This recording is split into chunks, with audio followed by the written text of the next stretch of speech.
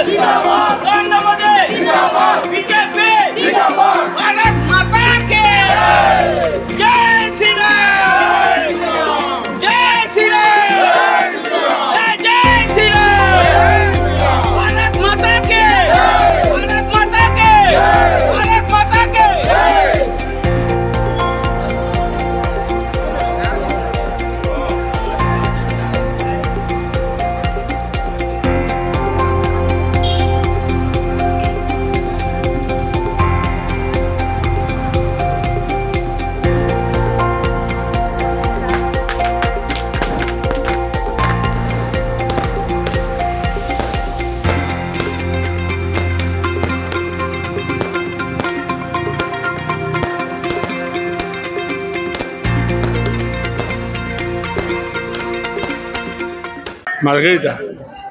মাৰ্ঘেৰিটা মই আগৰ পৰাই জানো যে আমি ভাৰতীয় জনতা পাৰ্টিৰ আমি খুব ভাল ৰিজাল্ট কৰিম বুলি আমি জানো।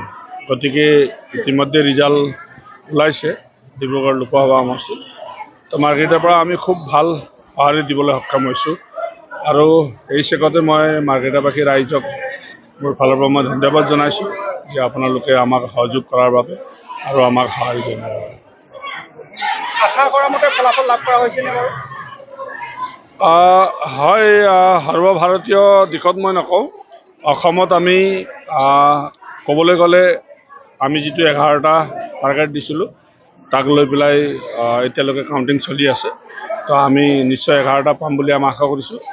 আৰু ডিব্ৰুগড় লোকসভা সমষ্টি আমি সদায় কৈ আছিলোঁ বা আগতেও কৈ আছিলোঁ যে আমি খুব সুন্দৰকৈ আমি ইয়াৰ পৰা জয়লাভ কৰিম বুলি আমি কৈছিলোঁ।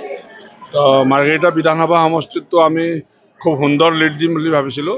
তো 40,000 লিড ইতিমধ্যে হৈছে চাগে। এতিয়ালৈকে ডিক্লাৰেশ্যন গভৰ্ণমেণ্টৰ পৰা অহা নাই বা অফিচিয়েলি অহা নাই, কিন্তু মই শুনামতে 40,000 মাৰ্ঘেৰিটাৰ পৰা লিড হৈছে বুলি মই শুনিছোঁ।